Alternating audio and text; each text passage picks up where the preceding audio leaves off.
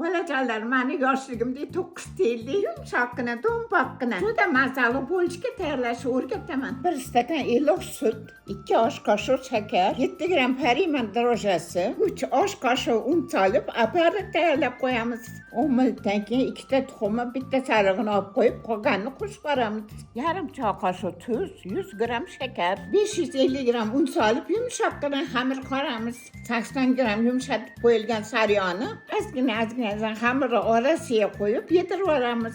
Silliq bo'lguncha ishlab berib, oshirishga qo'yib qo'yamiz. Shunaqa qilib chiroyli oshgandan keyin 12 bo'lakka bo'lib olamiz. Ichiga o'zingizlar yoqtirgan nachinkadan solsanglar bo'ladi.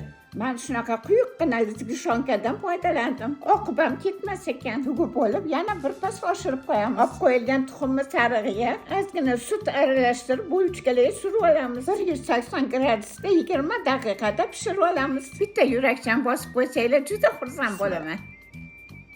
Bay, shunaqa yumshoq, mamoqqina yoshligim esimga tushib ketdi. Juda mazali.